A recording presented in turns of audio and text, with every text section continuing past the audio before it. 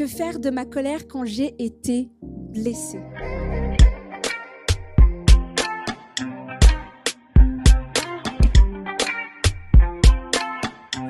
Que faire de ma colère quand j'ai été blessée? Avant d'aller plus loin, j'aimerais juste vous poser cette question. Je sais qu'il y a parmi vous des personnes qui, ici, ne se mettent jamais en colère. Hein? Est-ce qu'il y a des gens ici comme ça qui se mettent jamais en colère? Ah non, ah ouais. Mais des fois je dis ne vous dépêchez pas de lever la main parce que votre conjoint sait comment vous êtes à la maison. Hein? Votre collègue là aussi, hein, on voit avec le témoignage. Hein. Vous êtes d'accord avec moi que généralement l'expression de la colère, on sait que c'est lorsqu'on tape du poing sur la table ou quand on crie. Hein, pour les femmes, on se met en colère. Hein, non, je ne suis pas du tout fâchée. Non, mais en réalité, je suis fâchée. Pour les hommes, des fois, on a envie de taper du poing sur la porte. Hein, puis ça nous énerve tellement que, oh là là, il faut que je parte de la situation, sinon je vais casser ou taper quelqu'un. Vous êtes d'accord? Est-ce que ça vous est déjà arrivé, ça? On lève une petite main un petit peu discrète. Ah ouais, donc voilà. Non, mais c'est vrai que, en fait, c'est souvent une image très caricaturale de la colère. Nous pensons à quelqu'un qui crie, qui s'énerve, alors qu'en réalité, la colère qui est la plus dangereuse, c'est celle qui est silencieuse. Vous savez, c'est celle qui ne dit pas un mot, mais qui, au fond, dans le cœur, est bien réelle, est bien là. Et je ne sais pas si vous vous rappelez, dans le Nouveau Testament, il y a un passage, le fils prodigue. On connaît bien ce récit, le fils prodigue. Vous vous rappelez de ce garçon qui a pris l'héritage de son père, qui est parti, il allait faire la fête, il allait s'amuser, il a fait tout ce qu'il a voulu. Et à un moment donné, il a réalisé, oh, j'ai plus rien, j'ai besoin de rentrer à la maison. Et par la grâce de Dieu, il rentre. Et qui est là pour l'accueillir? Le Père. Le Père l'accueille. Mais ça, c'est l'histoire du fils prodigue qui revient et qui a une belle histoire qui finit bien. Mais on se rappelle aussi du frère aîné. Vous savez comment il a réagi? Lui, il était au loin. Et il pose la question à un serviteur. Mais qu'est-ce qui se passe là-bas? Et si on lit justement dans Luc 15, au verset 28, il est écrit... Je lis même à partir du verset 26. Il appela un des serviteurs et lui demanda ce qui se passait. Le garçon lui répondit, « C'est ton frère qui est de retour. Ton père a tué le veau gras en son honneur parce qu'il a retrouvé sain et sauf. » Alors, le fils aîné se mit en colère et refusa de franchir le seuil de la maison. Son père sortit et l'invita à entrer, mais lui répondit, « Cela fait tant et tant d'années que je suis à ton service. Jamais je n'ai désobéi à tes ordres. Et pas une seule fois, tu ne m'as donné un chevreau pour festoyer avec mes amis. Mais quand celui-là revient, ton fils qui a mangé ta fortune avec des prostituées, pour lui, tu tues le veau gras. » Alors, c'est là où c'est dangereux. C'est que on a l'impression, on croit que la colère se manifeste uniquement par des grands cris, alors que parfois elle se manifeste dans le silence. Et là, l'acte qui a été posé face à la colère de ce fils aîné, c'est qu'il n'est pas entré. Parfois, la colère peut être silencieuse et elle peut être plus meurtrière qu'une colère qui s'exprime. Et donc, aujourd'hui, j'aimerais justement qu'on puisse apprendre qu'est-ce qu'on va faire de cette colère. Parce que la colère est un sentiment humain. Qu'on dise qu'on soit en colère ou pas, généralement, quand il y a eu une offense, quand il y a eu une blessure, eh bien, on a tous un sentiment de colère. C'est la réaction à la blessure. Donc, personne ne peut dire « je ne me suis jamais mis en colère ». Parce que la colère fait partie de l'humain. Vous voyez ce que je veux dire? Et donc, l'objectif, c'est de savoir déjà quel type de colère j'ai l'habitude d'exprimer dans ma vie, comment je l'exprime, et faire la différence entre les différents types de colère. Parce que il y a la colère devant Dieu qui est juste. Et il y a la colère devant Dieu qui est destructrice. Il y a une colère qui peut détruire, qui peut aller jusqu'à tuer, qui peut aller jusqu'à commettre un meurtre. Et donc, beaucoup de croyants pensent immédiatement au péché. Vous êtes d'accord quand on parle de la colère? Si je vous pose la question, est-ce que tu crois que la colère est un péché? Est-ce que tu as l'impression que l'émotion de la colère est un péché? Je vous pose la question. Avant, tu pensais que c'était un péché. Ouais. Et tu as pris conscience qu'en réalité, il y a des bonnes colères qui ne sont pas forcément le fruit d'un péché. La Bible, elle dit, mettez-vous en colère, mais ne péchez pas. Donc en fait, Dieu il est en train de dire que tu vas de toute façon te mettre en colère. L'objectif, c'est comment tu réagis. Et tu peux réagir dans les cris, mais tu peux aussi réagir dans le silence. Et ce n'est pas parce que tu es dans le silence que l'impact de ta colère n'est pas moins grande dans ton couple, dans ta famille, au milieu de tes collègues. Parce que tu sauras que le fruit d'une colère qui est nourrie va faire que tu te distances, tu t'éloignes des personnes contre qui tu es en colère. Des fois, ce n'est pas forcément une distance physique. Peut-être que tu n'as pas pris la porte comme le grand frère aîné. Peut-être c'est une distance émotionnelle dans ton cœur. Tu crées une distance comme une protection, comme un bouclier. Et Dieu, ce matin, ce qu'il veut faire, c'est que tu sois dans l'abondance, dans la plénitude, dans la bénédiction. Il veut que tu sois en paix avec toi-même.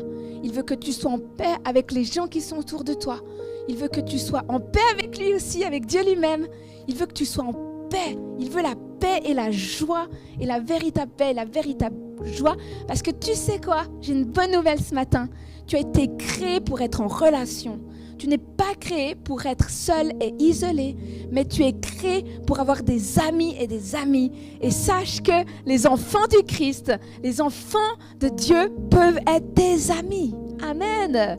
Dans l'Église, c'est un lieu extraordinaire de relations, d'amitié, d'épanouissement, de restauration. Et c'est le plan de Dieu. Dieu veut ça pour que tu puisses grandir avec lui-même. C'est ça le mystère de Dieu. C'est qu'il nous utilise les uns et les autres pour justement pouvoir être proche du cœur de Dieu et marcher dans l'unité. Je sais que ici, moi qui suis la pasteur principale, vous avez dû combien de fois me pardonner? Vous êtes d'accord? Je ne suis pas parfaite et je vous remercie de l'avoir fait. Et moi aussi dans mon cœur, j'ai dû vous pardonner des fois parce que voilà, on est des humains. Donc c'est ça qui est beau dans le corps du Christ, c'est que surtout dans l'église locale, Dieu veut qu'on marche dans ce pardon et qu'on sache correctement exprimer la colère. Du coup, dans le mot grec, dans le grec, il y a deux types de colère qui s'expriment dans la Bible.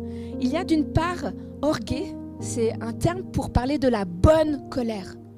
Ça parle de la bonne colère, celle qui justement, elle est là pour exprimer,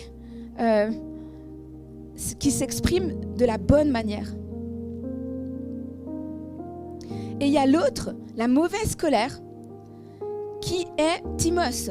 Elle décrit une colère explosive, agressive, destructrice, qui cherche à blesser ou à faire payer. Donc il y a le premier, c'est la colère orguée, qui désigne une indignation juste. Tu as le droit d'être indigné contre des choses injustes. Vous êtes d'accord que si on regarde dans les réseaux sociaux ou dans les journaux, actuellement, combien il y a d'affaires d'inceste? Combien il y a d'histoires de récits où des adultes s'en prennent à des enfants? On a de quoi être indigné. On a de quoi exprimer la colère orguée contre cette société qui blesse les plus démunis, les plus faibles. Mais justement, ça c'est la bonne colère. Par contre, la colère timos, c'est celle d'Hérode. Vous vous rappelez dans le Nouveau Testament, Hérode, le gouverneur romain qui était en Israël et qui, à cause de la peur de perdre sa place en tant que roi, il avait juste entendu que Jésus-Christ, qu'une étoile avait guidé les rois mages. Il avait juste entendu que le roi d'Israël était né. Et qu'est-ce qu'il a fait? Il s'est mis dans une colère. Et ça, c'est le timos qui vient pour détruire. il a déclaré un décret pour tuer tous les enfants, moins de 2 ans je crois, pour les tuer, pour empêcher Jésus-Christ de prendre sa place dans le monde. Et donc ça, c'est la colère destructrice qui est motivée par des intérêts personnels, qui est motivée par des ambitions personnelles, par le pouvoir, le désir, la cupidité et toutes ces choses-là. Et Dieu, ce matin, justement, il veut vraiment nous apprendre à sonder notre cœur. C'est important parce que je crois que Jésus il vient rechercher une église qui est pure. Jésus revient et avant son retour, il lève une armée qui est pure. Et vous savez, quand quelqu'un nous blesse, la puissance, c'est de pouvoir bénir au lieu de maudire. Quand tu bénis, tu es en train d'agir comme un enfant du royaume de Dieu. Tu n'agis pas comme les gens de ce monde, avec la colère ou la rage, ou justement œil pour œil, dent pour dent. Hein, si tu ne me demandes pas pardon, eh bien moi je ne te pardonnerai pas. Et c'est jusqu'au bout qu'on ira dans la terre. Vous avez déjà entendu des gens comme ça? Non, c'est exclu. Je décide que si elle ne me pardonne pas, je ne pardonnerai pas. Alors qu'en fait, c'est l'opposé. Dieu, il dit, prends le cœur de mon fils. Mon fils, lui, il est mort à la croix pour le pardon de mes péchés. De tes péchés, pardon. Et il veut te montrer quel est le chemin, justement. Il n'a pas été en colère quand on l'a cloué à la croix. Au contraire, il a dit, oh Père, pardonne-leur. Pardonne-leur parce qu'ils ne savent pas ce qu'ils font. Ça, c'est la bonne colère. Hein? C'est la bonne manière de réagir. Et justement, si on lit ensemble dans Marc, chapitre 3, à partir du verset 1, j'aimerais qu'on lise ensemble, si vous avez votre Bible, dans Marc, chapitre 3.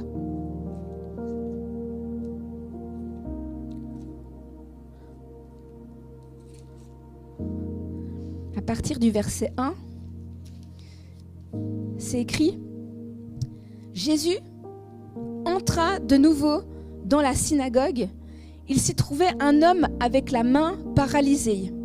On le surveillait attentivement pour voir s'il le guérirait un jour de sabbat. Il voulait ainsi pouvoir l'accuser. Jésus dit à l'homme à la main infirme: « Lève-toi et mets-toi là au milieu. » Puis il demanda aux autres: « Est-il permis le jour du sabbat de faire du bien ou de faire du mal? A-t-on le droit de sauver une vie ou faut-il la laisser se détruire ?» Mais personne ne dit un mot. Jésus promena sur eux un regard indigné, profondément attristé par la dureté de leur cœur. Il dit à l'homme: « Étends la main. » Il la tendit et elle fut guérie. Aussitôt, les pharisiens sortirent de la synagogue et allèrent se concerter avec des membres du parti d'Hérode sur les moyens de faire mourir Jésus. Quel passage puissant! On voit là justement l'expression des deux colères. Dans d'autres traductions, il est dit au verset 5 que Jésus promena sur eux un regard en colère, un regard indigné. Et ce qui est beau dans cette dynamique-là, c'est que qu'est-ce qu'elle produit, la bonne colère? Elle produit la tristesse selon Dieu. Tu vois, il a été attristé par l'état spirituel des pharisiens, de ces hommes de la loi qui servaient Dieu, mais sans la puissance de l'esprit. Ils servaient Dieu selon la loi. Et pour eux, Jésus, il était indigné parce qu'ils servaient plus la loi que l'amour. Ils servaient plus la loi, leurs principes qu'ils avaient établis, plutôt que d'établir un acte, de pouvoir libérer un acte de guérison le jour du sabbat. T'imagines? Jésus se trouve face à cette situation. En fait, il était face à des religieux qui étaient là et qui avaient mis la loi avant Dieu et qui avaient établi justement des principes à respecter, même s'il y avait quelqu'un devant eux qui avait besoin d'une guérison et d'une restauration. Et on voit que le fruit de ces deux types de colère sont complètement différentes. La première, elle amène la tristesse selon Dieu. Et Dieu libère, et Jésus, au travers de cette tristesse, va même libérer un acte de compassion. Et ça va produire la guérison. Amen. Donc tu sais, quand tu agis comme Jésus, avec la bonne colère, mets-toi en colère, oui, c'est important que tu ne refoules pas cette colère dans ton cœur. Mais l'objectif, c'est comment tu vas réagir. Est-ce que tu vas réagir comme lui? Et généralement, la bonne colère, elle trouve des solutions. La bonne colère amène des solutions parce qu'elle se place devant Dieu. Elle s'aligne devant Dieu. Elle s'exprime devant Dieu. Tu étales devant Dieu ta colère afin que lui, par la puissance de son esprit, il vienne faire descendre du ciel la révélation, la solution, et tu pourras aller même jusqu'au miracle. Amen. Dans ce monde, il y a beaucoup de gens qui sont comme les pharisiens. Ils ont leurs principes, ils ont leurs règles, ils ont leurs lois. Et parfois, tu peux te dire, mais comment c'est possible qu'ils ne voient pas le besoin relationnel qui est face à eux? Quand tu es face à quelqu'un de dur de cœur, qui t'as beau essayer de communiquer, t'as beau essayer de lui partager, de lui raconter comment ça te blesse, eh bien, il exprime la dureté de cœur. C'est comme un mur. Tu es face à une personne qui est comme un mur. Et tu te dis, mais comment c'est possible d'être aussi dur, de ne pas voir la personne qui est en face, de ne pas voir à quel point celle qui est en face, elle a besoin d'être aimée, elle a besoin d'être valorisée, elle a besoin juste d'être en relation. Il y a des gens, ils sont durs de cœur comme ça.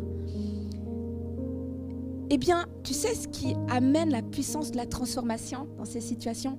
C'est si toi, tu t'ouvres à l'amour de Dieu, tu t'ouvres à la grâce de Dieu, à cette onction de révélation. Dieu peut, dans ces situations-là, te donner des stratégies sur le moment même, des paroles, ou juste même prier. Et tu peux voir la guérison. Tu peux voir la guérison dans ton couple. Tu peux voir la guérison dans ta famille. Tu peux voir la guérison sur ton lieu de travail, comme il l'a exprimé Peter. Tu peux voir la guérison dans ta nation, dans ton quartier, si tu exprimes l'amour. Amen. Amen, alléluia. Alors Dieu, ce matin, il nous invite justement à reconnaître ces deux types de colère. Parce qu'une colère non exprimée finit toujours par s'exprimer autrement. Une colère non exprimée finit toujours par s'exprimer autrement. Quand on est blessé, la colère peut se manifester par les cris, par le silence ou aussi par le fait de refouler le sentiment de colère. Et certaines fois, il y a des gens qui réagissent à la colère avec un sentiment de culpabilité. Au lieu de voir et d'exprimer le mal qui a été fait, on va nous-mêmes se sentir coupables pour ce qui a été commis. Tu vois, on transfère la responsabilité. C'est pas ta responsabilité si l'autre a mal agi, mais toi, eh bien, tu te culpabilises et tu te sens mal à la place de l'autre, alors qu'en réalité, c'est l'autre qui devrait se repentir devant Dieu. Et donc,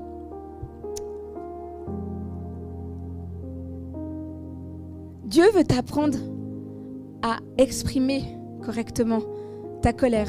Après avoir distingué la colère juste et celle qui est destructrice, on peut se poser la question comment vivre la colère sans tomber dans le péché. Eh bien, dans Éphésiens, au chapitre 4, à partir de verset 26, nous donne quelques clés. Je vous invite à aller dans Éphésiens. Je lis avec vous.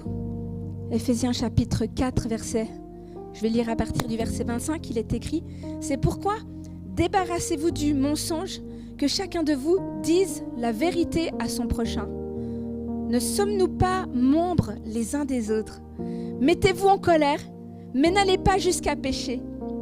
Que votre colère s'apaise avant le coucher du soleil. Ne donnez aucune prise au diable.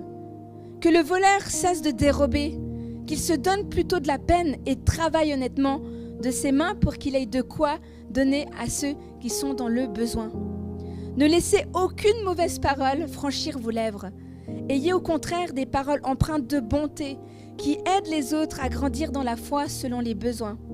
Ainsi, elles feront du bien à ceux qui vous entendent. N'attristez pas le Saint-Esprit de Dieu, car par cet esprit, Dieu vous a marqué de son sceau comme sa propriété pour le jour de la délivrance finale. Amertume, irritation, colère, éclat de voix, insultes, faites disparaître tout cela du milieu de vous, ainsi que toute forme de méchanceté. Soyez bons et compréhensifs les uns envers les autres. Pardonnez-vous réciproquement comme Dieu vous a pardonné. Quel passage puissant sur comment vivre l'amour de Dieu au quotidien. Et l'objectif de savoir exprimer correctement sa colère, c'est d'être proche de Dieu. Dieu désire que tu sois un intime de Dieu, que tu puisses être délivré complètement de tous tes combats. Et parfois, la colère t'éloigne de Dieu. Et je l'ai dit, des fois, ce n'est pas une colère qui insulte et qui s'exprime fort. Parfois, c'est une colère qui est cultivée dans son cœur. Est-ce qu'il y a des gens ici, vous avez déjà été en colocation? Qui a déjà vécu en colocation avec des amis? Hein, oui? Hein, vous êtes d'accord? Je vais te donner une image. J'aimerais te dire, la colère, c'est un bon visiteur. Il peut dire, « Eh oh, salut, coucou, je suis la colère. Je frappe à la porte, je viens un moment chez toi. Est-ce qu'on peut boire une tasse de café? Putain, tu bois ton café, mais c'est pas possible. Mais c'est pas... Pourquoi cette personne, elle a agi comme ça? Mais ça m'énerve. On réagit comme ça. Tu lui dis, tu l'accueilles, cette colère. Tu dis, ok, t'es là, on va faire quelque chose avec toi. T'es là, ma foi, on va rien y changer. Vous êtes d'accord? Mais c'est peut-être un bon visiteur, mais c'est un très mauvais colocataire. Tu ne peux pas vivre avec la colère. Dieu nous permet de ressentir la colère, mais il nous demande de ne pas vivre avec elle. Une colère passagère peut nous avertir du danger, du mal, mais une colère installée finit par nous gouverner, finit par te pourrir la vie, finit par amener de l'amertume. C'est comme une gangrène, comme un cancer dans ton cœur qui finit par avoir un impact même sur ton corps physique.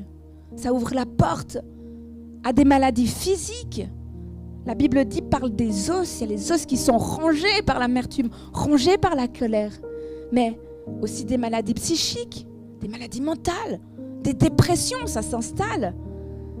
Et Dieu dit, allez, tu l'as exprimé, c'est bien, mais viens devant mon trône maintenant et dépose cette colère. Apprends à déposer cette émotion. Seigneur, je te remets cette émotion qui est là, qui est tellement forte. Je pourrais tout casser ce moment, mais je décide de la déposer à tes pieds et je me délie de cette colère dans mon corps, dans mon âme et dans mon esprit. Je refuse de rester prisonnier ou prisonnière de cette colère. Je refuse qu'elle soit ma maison. Ma maison, Dieu, Jésus, il en a préparé une au ciel. Et cette maison-là, elle commence sur la terre, dans la gloire de Dieu, dans la présence de Dieu. Tu es un enfant de lumière. Tu es un enfant de paix, tu es un enfant de joie, tu es un enfant de grâce. Et c'est ce qu'il a pour toi dans ton quotidien. Tu peux déjà sur cette terre cultiver la plénitude de l'Esprit. Et là, on le voit. N'attristez pas le Saint-Esprit. Car par cet Esprit, Dieu vous a marqué de son sceau comme sa propriété pour le jour de la délivrance finale, dans l'éternité. L'Esprit de Dieu te conduit dans cette éternité glorieuse. Mais la Bible dit qu'on peut l'attrister parce qu'il est une personne. Il est bien plus sensible, bien plus merveilleux, bien plus extraordinaire, bien plus gentleman que tu ne le crois. Il est la personne qui est la plus proche de toi, qui t'aime, qui est au fond de toi. Il est à gauche, à droite et il t'entoure. Il est Dieu lui-même, il est l'Esprit de Jésus, il est l'Esprit de Dieu et il est là avec toi et il veut être en relation avec toi. Mais quand il te voit au quotidien cultiver l'amertume, la colère, l'irritation et toutes ces choses-là, l'éclat de voix, les insultes, la critique, la murmure et toutes ces choses-là, eh bien ça l'attriste. Et l'Esprit de Dieu ne quitte pas totalement ta vie parce que tu es un enfant de Dieu. Tu vois, la Bible dit que tu es sauvé par la foi, pas par tes œuvres. Tu n'as pas à gagner ton salut, tu l'as reçu par la foi. Tu crois en Jésus-Christ, tu es sauvé. Par contre, l'intimité, la paix, la plénitude, la joie avec l'Esprit de Dieu, elle se cultive si toi, tu sais avoir une discipline et une hygiène spirituelle devant Dieu au quotidien, au quotidien, au quotidien, tous les jours. C'est tous les jours, et ça c'est une clé, verset 26, mettez-vous en colère, mais n'allez pas jusqu'à pécher, que votre colère s'apaise avant le coucher du soleil. L'enseignement avant de s'endormir.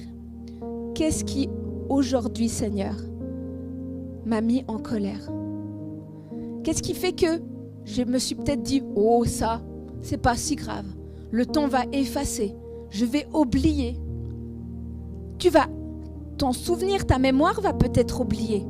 Mais ton cœur va garder la marque de la blessure et va continuer à transformer ton identité, ton caractère et ta vie négativement si tu ne la traites pas devant Dieu. Alléluia. Alors, l'Esprit de Dieu, je sais que dans ce mois de juin, il va te donner un exercice à faire. Et cet exercice, c'est tous les jours, avant de te coucher, te dire, Dieu, je te remets tout mon état d'âme, toutes mes émotions, toute ma colère, tout ce qui a été refoulé, la frustration, la culpabilité, toutes ces choses-là, tout ce qui m'énerve au quotidien, ça m'irrite. Dieu, tu verras que si tu fais ça, petit à petit, ton cœur va être transformé. Tu vas être dans la joie, tu vas baigner dans la grâce. Tu n'auras plus d'inquiétude, tu n'auras plus de peur, tu n'auras plus de crainte, tu n'auras plus de honte. Parce que tu seras proche de Dieu. Alléluia. Rappelle-toi, dans le jardin d'Éden, quand ils étaient tout nus, quand ils ont péché, ils ont mangé le fruit défendu, ils ont fui, vous êtes d'accord? Et Dieu est revenu, il a dit, où êtes-vous? On s'est éloigné parce que j'ai eu peur. Ils ont eu peur de Dieu. Et Dieu, lui, il a un bon père. Et il te dit qu'il voit ton état, il voit ton cœur, et il te dit, reviens à moi. Moi, j'ai donné la solution déjà dans le jardin d'Éden. Il avait prophétisé que Jésus viendrait à la croix pour te libérer. J'ai la solution. J'ai pourvu à la colère humaine. C'est Jésus-Christ de Nazareth. Et j'ai cette solution pour toi. J'ai cette restauration pour toi. Et je veux te bénir. Alors que tu es prêt à entrer dans la fête de Dieu, la fête de Jésus-Christ de Nazareth. La parabole du fils prodigue se termine d'une manière étonnante. Jésus ne nous dit jamais si le frère aîné est finalement entré dans la fête. Pourquoi? Parce que cette question nous est maintenant adressée. Allons-nous rester enfermés dans notre colère? Allons-nous continuer à nourrir notre amertume? Allons-nous rester à l'extérieur de la joie que Dieu veut nous donner? Allons-nous laisser le Père venir à notre rencontre? Le Père qui nous aime. La colère a peut-être essayé de te protéger parce que des fois, quand on est en colère, eh bien, ça nous donne un sentiment de toute puissance, de contrôle, on maîtrise la situation. Mais si tu demeures là-dedans, ça va produire l'effet inverse. Au lieu de te donner ce sentiment de toute puissance, tu vas te sentir écrasé, humilié, honteux et isolé. Mais Jésus, lui, il vient guérir ta colère ce matin. Cachée ou découverte déjà. Il vient restaurer ça ce matin. Et on va prendre juste quelques instants déjà. Je sais que l'Esprit de Dieu, il est en train d'agir puissamment dans nos cœurs.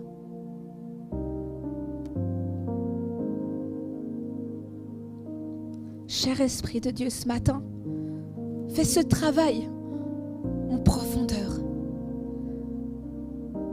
Depuis le ventre de leur mère, je te demande ce matin une guérison complète et totale de chaque personne ici présente. C'est comme si vous n'êtes peut-être pas né dans le bon milieu, dans la bonne époque, au bon endroit. Et dès le ventre de votre mère, des paroles ont été dites pour vous détruire, pour vous anéantir. Et vous avez refoulé ce sentiment d'injustice et de colère. Et ce matin, Jésus, il vient travailler ça, il met en lumière. Et il vient te dire que dès le ventre de ta mère, il t'avait choisi et il t'avait aimé et il t'avait appelé pour être un enfant de la lumière.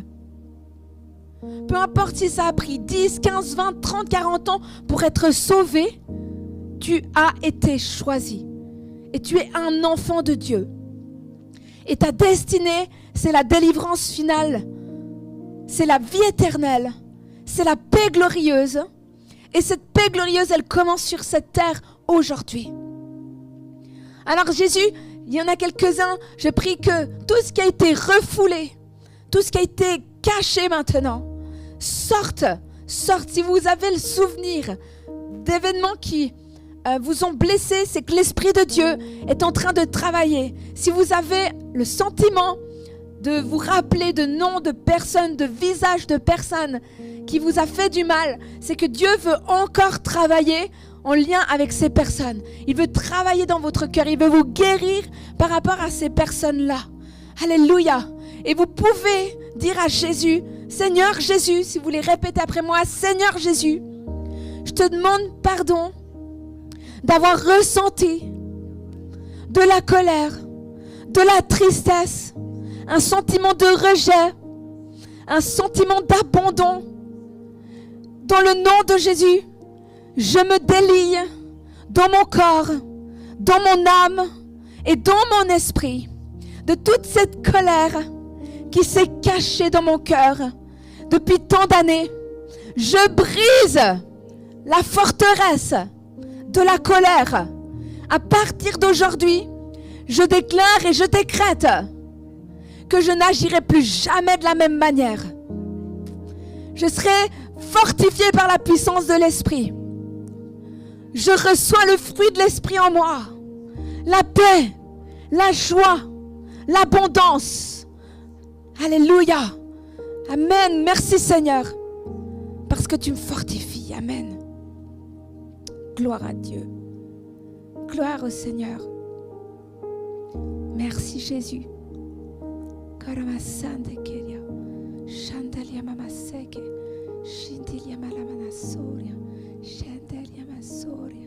Laisse l'Esprit de Dieu toucher en profondeur. Laisse l'Esprit de Dieu se déposer sur ta vie. Merci Seigneur, parce que tu es bon, tu es fidèle ce matin. Si tu sens que tu as besoin d'aller plus loin dans la prière, que tu as besoin qu'on prie avec toi, il n'y a pas de problème. On peut le faire aussi à la fin du culte. Ou si tu le sens que tu veux le faire maintenant, tu peux te lever et venir, il n'y a pas de problème. C'est comme toi tu le sens. Mais Dieu, je sais qu'aujourd'hui, il est en train de te donner la victoire sur la puissance des ténèbres. Maintenant, il y a comme un nouveau départ. À partir de cette compréhension nouvelle de la colère, eh bien toi, je sens que Dieu, il est en train de t'armer contre le combat. Il y a des gens ici, alléluia, le diable est en train de perdre leur prise sur vous. Jusqu'à présent, l'ennemi, il pouvait vous manipuler. Il était en train de vous manipuler parce que vous étiez sans la connaissance de Dieu. Mais à partir de ce matin, l'ennemi de votre âme, il perd le contrôle. Il perd le contrôle parce qu'il vous donne, Jésus-Christ de Nazareth, la douceur de son esprit, la bonté et la bénédiction. Alléluia. Merci Seigneur. Merci Jésus. Merci Seigneur. Il y a comme des plumes qui descendent sur vous. C'est comme une douceur de l'esprit qui vient. taya shid. Sondo koria maseya. Shinda la masura. Chandelia masoya. Mandelena taya taya shid. Gloire à Jésus de Nazareth.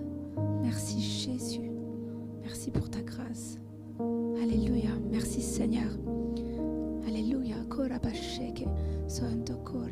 Je sais que on va vivre un temps de Sainte Seine et j'aimerais pouvoir prier aussi pour la guérison physique. Si vous avez des douleurs physiques, si vous ressentez des douleurs, vous pouvez juste lever votre main là où vous êtes. Toi c'est les deux, les poumons, c'est ça. Et toi aussi, ouais. L'épaule. Est-ce que ça te dérange de venir comme ça? Je prie.